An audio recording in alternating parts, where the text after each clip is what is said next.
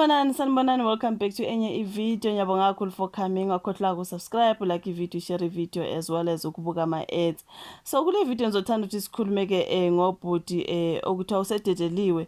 Lo bhuti ubebikwe njengomunye wabasola labathathu abadingekayo emveni kushone udade uLerato Mongale. Saphiwa amagama abobhuti nezithombe zabo. Bekukhona lapha neFezi Lengubane obekuthiwa ngomunye wabasola, bekukhona uBongani Mthimkhulu noPhila ngeNkosi Makhanya, lo kuthiwa ke emaphoyisa asembulele because bathe mabemlanda washo ukuthi yadubulana namaphoyisa wadlula emhlabeni. So akasekho ke uPhila ngeNkosi Makhanya, and then uBongani Mthimkhulu kuthiwa ubalekile watshela umngane wakhe ukuthi kuthiwa uthe umetshela lo yawathi mina ngiya eZimu, so singazi ukuthi ukhona kanale eZimu noma mhlambe kwenzakala nomhlambe beqamba amange senzele ukuthi bonke abantu bazothi he's out of the country when he's not, because that's what I'm thinking. So athi amaphoyisa akazinikele emaphoyiseni uBongani Mthimkhulu mangabe ukhona around, because ezikamkhona mazingafika akayifuni leya ekaPhila ngeNkosi Makhanya, right? Honestly, so ekseni besizwile namhlanje kuthiwa ke usikhona usezinikelile emaphoyiseni uFezi Lengubane. Sasho sathi hayi usabile ukuthi ezikamkhwana zingafika baziyoqeda ngaye into ekanjalo bafowethu. We know ukuthi umkhwana does not play with criminals in KZN, right? Lokho sesiyakwazi, umsebenzi muhle owenziwa ngubaba umkhwanazi. So yeah man, bekuthiwe ke uzinikele emaphoyiseni uFezi Lengubane emveni kokuba ke kushone ke uPhila ngeNkosi Makhanya kulabo bhuti bebesola ngokubulala uLerato Mongale, udaba oluloku lusatrenda njengamanje. So ke manje sisathi sizokhuluma ke ngokuthi uFezi Lengubane usenikelile emaphoyiseni. Kuphuma kudaba lokuthi udedeliwe uFezi Lengubane ngoba akayena umsolo. Actually he's a victim. He's a victim ngoba kusho ukuthi kulama IDs ayimillion okuthiwa uPhila ngeNkosi Makhanya baphethe. Anti sizwile ukuthi utholakale nama ID ayinqwaba abantu ababamba inkunzi nabanye bababulala intoni. Eyinye ama IDs ibingeka Fezi Lengubane, so which means bamtshontshelwe ID yakhe whatever the case was, and then ID yakhe yasetshenziswa ekwenzeni into eziningi, ukwenza ama sim card efake. Lawo ma sim card akade isenza okuningi egameni lika Fezi Lengubane. uFezi Lengubane usebenza ukwasha imoto, akekho kulento kaPhila ngeNkosi Makhanya noBongani Mthimkhulu. Actually he's just a car wash guy, and then he's just a victim, just like abaningi abathathela ama IDs nako konke. So ingakho wazinikele emaphoyiseni ekuthibe nobaba wakhe eyochaza kudaba lwakhe ukuthi ayibo kodwa phela mina ngiyazi yonke lento eka labo bhuti abahamba besenza nosisi lana ngaphandle.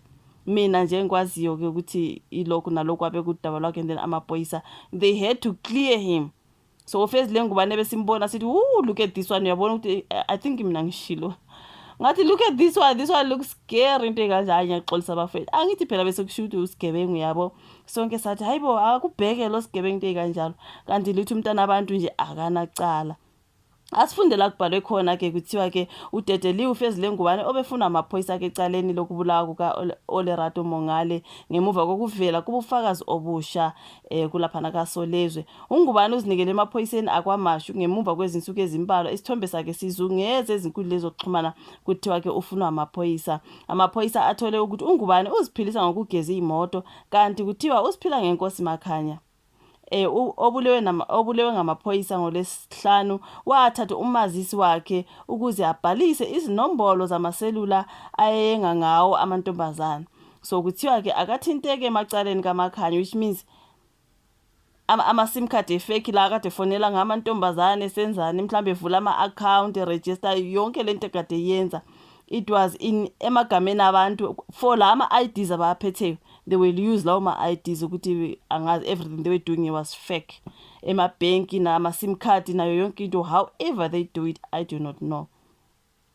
Kuthiwa bebhalisa izinombolo zamaselula ayenga ngawo amantombazana. So kuthiwa akathinteki emacaleni kaMakhanya. Kwenzeka lokhu nje abazali bakaMakhanya basezikhindini ke. Ubaba wakhe uphekwa ngemibuzo njengoba ke kwakusetshenziswa imoto yakhe kwenziwa icala, kanti umama wakhe uboshelwe ukuthiphisa indodana ngokuthi ifuna amaphoyisa yakwazi ukubaleka eNanda lapho ibibhace khona. So usiphila ngeNkosi ugcine etholakala eflatini elisemanzi Mtoti ephuma ezama ukubaleka khona imoto kumngane wakhe. Kuthiwe the man was angaze car dealer, ukuthi bebolekisana ngeimoto, like you rent his car and then kushuthi ubeboleka khona imoto, ubezama ukuyorenta imoto. Sizwile iaudio kabhuti obezama ukuchaza ukuthi uphila ngeNkosi wafika kanjani kuye ezofuna imoto into ekanjalo, and then uthema embone setrenda online ukuthi uyadingeka, he's committing this crime and this crime, waseyena esala ukuthi amboloke imoto. Kwasho ukuthi manje ushona naye ngalolo suku because wayemncenga ezama ukuthi athole leyo moto. Loya wathi angeke ngikwazi ukukunikeza imoto, into engcono ukuthi uzinikele emaphoyiseni njengoba ke uyabona ukuthi uyadinga kufuneka everywhere. Loya engafuni esethi yena ufuna ukuzibulala into ekanjalo. Ngubhuti loya esibonile ekhuluma lapha nezindabeni kuthiwa ethi yena ubemncenga ukuthi angazibulali akazinikele emaphoyiseni, kanti kunjalo nje kuye kwagcina sekufika amaphoyisa. Ekufikeni kwamaphoyisa, amaphoyisa mayefika washo ekhupha isibhamu ekhuphela amaphoyisa, kwasho ukuthi bayamdubula ke washona into ekanjalo. Udaba lokaphila ngenkosi Makhanya lo obethatha ama-IDs abantu amantombazane and everything else. So ufezile Ngubane ngomunye wabantu ababethathela ama-IDs wabo kuhanjwa kuyenziwe izinto ezirong ngawo lawo ma-IDs. So ingakho nje wazinikele emaphoyiseni oyochaza udaba lwakhe, kwasho ukuthi they clear his name. So ke clearly nathi ebesenzile ama-video ukuthi ubhuti wabantu akanacala nkosi yami, amaphoyisa asemqile. Izigebengu ngezimbili lezi ezisesithombeni uyabona kusho ukuthi bebesebenza bobabili, and nabo sisi abake bahlangana nabo bakhona on social media, they do say ukuthi actually it is these two guys. Lo munye ubengaziwa vele uFezile Ngubane, but because it was said ukuthi he is one of them, so nathi besikhuluma ngaye because sicabanga ukuthi mhlawumbe ungomunye wabo. Kodwa sisi bathi hayibo, obhuti esihlangana nabo yilaba ababili abasesithombeni, lo munye useshonile, lo munye he's on the run. So kusashiya amaphoyisa samcela ukuthi akazinikele emaphoyiseni, otherwise they are looking for him and uma bemthola kuze kuba kuhle. This is what they are saying to uBongani Mthemkhulu. Sibonile nevideo kaPolice Minister Baba Usenzo Mchunu ethi he better hand himself over because you know what I mean. So yeah, ngibonile abantu abaningi kodwa bekhomenta under that video kababa minister umethi he better hand himself over because of this and that. Sesenze lokho abantu bathi hayibo ke wena baba minister, hayi umsebenzi wonke wenziwe baba Mkhwanazi, and then when I want to take credit, but anyway sizokhuluma ngalokho ngelinye ilanga. Abantu bathi he wants to take credit wena baba Mkhwanazi kuwena oyenza umsebenzi, akuthi vele ziyaziwa ezika Mkhwanazi. So manje uma kukhuluma bo minister bathi hayibo nango ke hayi bofuna ukuthatha i-credit akayenzanga lutho phela kusebenzi baba Mkhwanazi. But share this in the comment section. Ubhuti Fezile Ngubane nkosi yami, he is a victim, he is not a suspect. Siyabonga kakhulu ukuthi ibuka i-video, like, usubscribe, share, sihlangane kwezayo. Bye.